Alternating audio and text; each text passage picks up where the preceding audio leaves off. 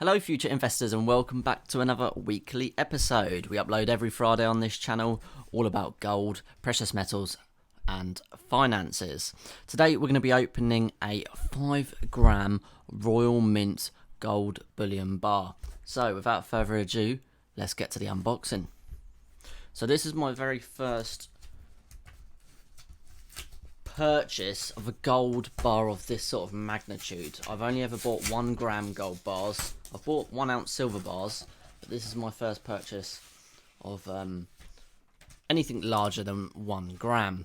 So I'm actually super excited. It's taken me a while to pluck up the courage to spend that sort of money. As you know, gold is expensive, so anything larger than a gram and the price starts going up. So yeah. Without further ado, let's do it. So this is, as I said, a 5 gram gold bullion bar from the Royal Mint. I'm in the UK, so this is where I predominantly buy my gold from, as I know it's the best place to get it from. Look at that. Wow. Oh wow. That is amazing. I've got to be honest, it's bigger than I actually expected. That's awesome. I like that it comes in this card. That's what I really like about the Royal Mint. Here we go, let's get that open. Wow. No way. That is awesome. That is really awesome. Wow. I'm going to take that film off, because it doesn't, believe it or not, it doesn't lower the value by taking this film off. It actually says on their website that that is just for transportation purposes and it doesn't lower the value. Always read the fine print. Wow. Wow.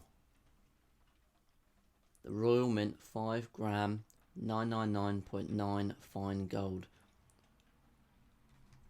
The Royal Mint, the original maker. This is the Britannia piece, and this is actually my first ever gold piece that is from the Royal Mint. That's a Britannia. I have got Pamp Susie bars, but my other gold bars from the Royal Mint are just standard 1 gram gold, printed with no design or anything like that. Wow, well, I've got to say, the first appearances, it's larger than I actually expected.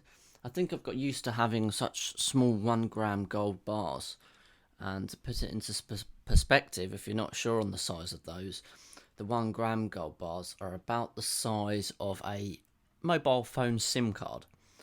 Now, to you, this might look like that size, but actually, in comparison, it's quite big. I mean, it looks small, but it's not. It feels weighty. Unlike the 1 gram gold bars, it doesn't feel like they're wide because they're so small.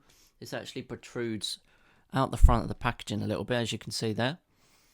So yeah, it's very substantial, and I've got to be honest, I like it a lot.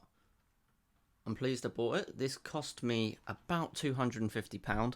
The gold premiums were high at the time of purchasing, but I tend to buy when I get paid. And it's not because I particularly need the money.